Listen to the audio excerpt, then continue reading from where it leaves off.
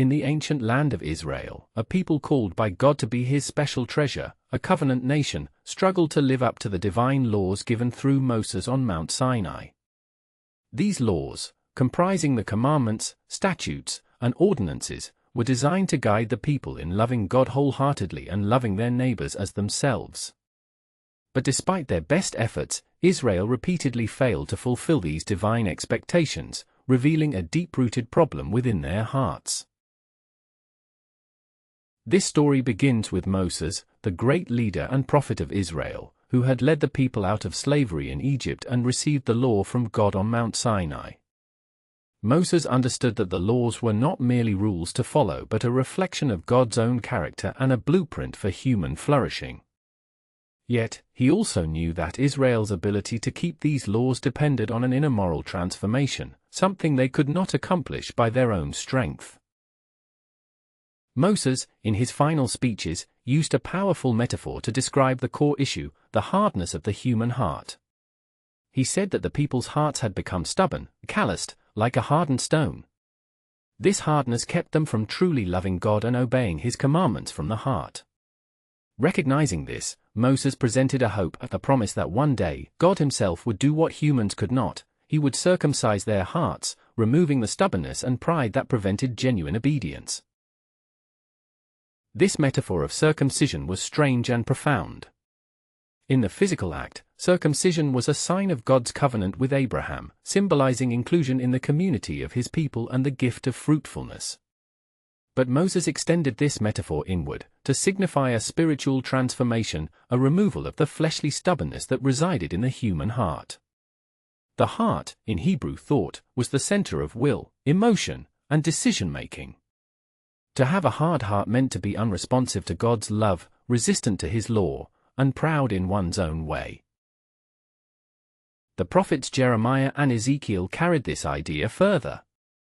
Living through Israel's exile and the destruction of Jerusalem, they saw that the root cause of the nation's downfall was their rebellion and disobedience. They proclaimed that the only hope for restoration was a radical inner change, a new heart. Jeremiah, in particular, spoke of a future renewed covenant where God's law would no longer be written on tablets of stone but inscribed on the human heart itself.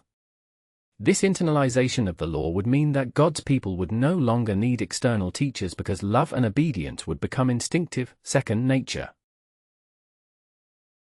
Ezekiel echoed this hope, declaring that God would remove the stubborn, hard heart of stone and replace it with a tender, fleshly heart, a heart of flesh, that responds to God's Spirit. The Spirit, the divine breath that animated humans at creation, would now dwell within his people, transforming their moral compass from the inside out. This Spirit-driven renewal would produce a fundamental change, a new way of loving God and others, rooted not in external compliance but in internal desire. These metaphors of circumcision, heart transplant, and law written on the heart pointed toward an even deeper truth: human beings are inherently flawed, and their hearts are in need of divine intervention. The story of Israel demonstrated that no amount of external laws or rituals could truly change the human condition. The core problem was within, the stubbornness, pride, and hardness of heart that kept them from loving God wholeheartedly. As the story of the Old Testament unfolds, it becomes clear that these hopes remain unfulfilled. Despite the promises and the prophets' visions, Israel continually falls short. The law exposes their failures, and the exile becomes a stark reminder that their hearts are not inclined to love and obey God from within. The tension remains unresolved, and the story closes with anticipation, longing for the day when God's promise of inner renewal would come to pass. Then, in the fullness of time, a new figure enters history, Jesus of Nazareth. He stands on the shoulders of Israel's prophets and the entire story of God's covenant. Jesus begins his ministry proclaiming that the kingdom of God is at hand, but he clarifies that he has not come to abolish the law or the prophets. Instead, he says, he has come to fulfill them. In Matthew chapter 5, Jesus boldly asserts that he does not come to set aside the law but to fulfill it. He reinterprets the commandments, showing that true obedience is about the heart. For example, he teaches that murder is not just the act of killing but also harboring hatred and anger in one's heart. He emphasizes that the moral ideal behind the law is love, pure, genuine love for God and love for others. Jesus then introduces a revolutionary idea. He is the fulfillment of Israel's story. As an Israelite and the promised Messiah, he embodies perfect love for God and perfect obedience. Through his life, death, and resurrection, he takes upon himself the brokenness and rebellion of humanity, offering a new way forward. He exemplifies what it means to love God with all one's heart, soul, mind, and strength, and to love others as oneself. Jesus also teaches that his followers are called to a higher righteousness, a righteousness that surpasses that of the Pharisees, who relied on external observance. For Jesus, the true fulfillment of the law involves transforming the inner moral landscape, heart, will, and desire. He speaks of the importance of not just avoiding murder but also refraining from angry thoughts, not just avoiding adultery but also resisting lustful desires. His teachings point to an interior moral revolution driven by love and rooted in the Spirit of God. To clarify his authority, Jesus performs acts that challenge existing interpretations of the law, such as healing on the Sabbath. When the religious leaders accuse him of breaking the Sabbath, Jesus responds by asserting that the Sabbath was made for man, not man for the Sabbath. He demonstrates that doing good, showing mercy, and restoring life align with God's true intent for rest and worship. Jesus also summarizes the entire law into two great commandments: loving God with all one's heart, soul, and mind, and loving one's neighbor as oneself.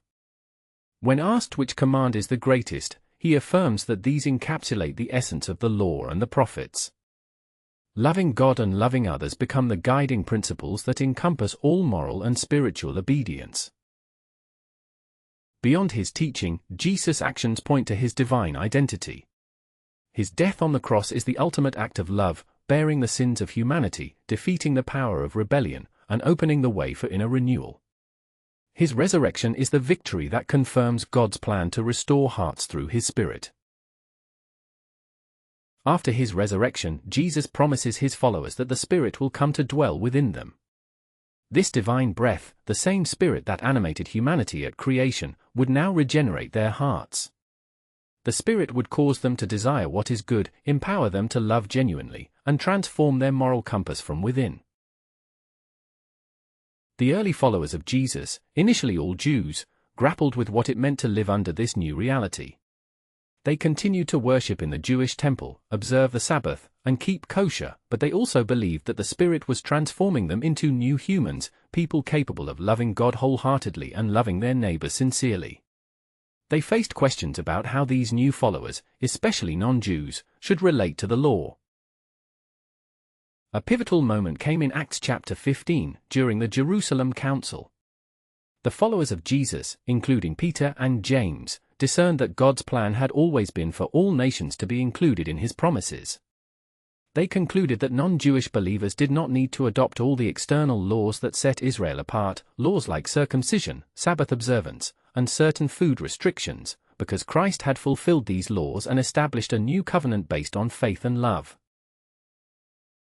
Paul, the apostle to the Gentiles, championed this understanding. He emphasized that salvation is by grace through faith, not by works of the law. Paul's letters reveal his efforts to help both Jewish and Gentile believers understand that the moral principles underlying the law, loving God and loving others, remain vital, but the external rituals are no longer the basis of acceptance before God.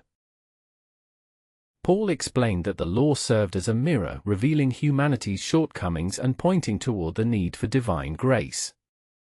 He encouraged believers to live by the Spirit, who produces love, joy, peace, patience, kindness, and self-control, the fruits of inner transformation. For Paul, obeying the law outwardly was empty without the inward change the Spirit brings. The community of believers, therefore, was called to embody the love that fulfills the law. They were to love God with all their hearts and love their neighbors as themselves, empowered by the Spirit. This new way of life was not about strict legalism but about a heart renewed by divine love and grace. As the story advances, the early Christians gather regularly, breaking bread and worshipping Jesus as Lord. They recognize that their identity is now rooted in the Spirit's indwelling and in the love that flows from a renewed heart. They understand that God's ultimate plan is to create a new humanity, one in which love, justice, mercy, and righteousness reign. This story, from Moses' initial diagnosis of a hard heart, through the prophet's hopes of inner renewal, to Jesus' fulfillment and the Spirit's empowerment, reveals a divine plan to transform human hearts from within. It is a story of hope, hope that no matter how broken or rebellious we may be, God's grace and Spirit can make us new. It invites each of us to consider, are our hearts open to God's transformative work? Are we loving Him with all our heart, soul, mind, and strength? Are we loving our neighbors as ourselves? Remember, the biblical story calls us to participate in this divine transformation.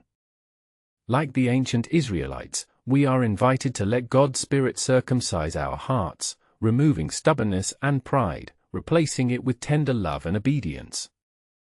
Like the prophets, we look forward to the day when God's law will be written on our hearts, guiding us effortlessly in love and righteousness.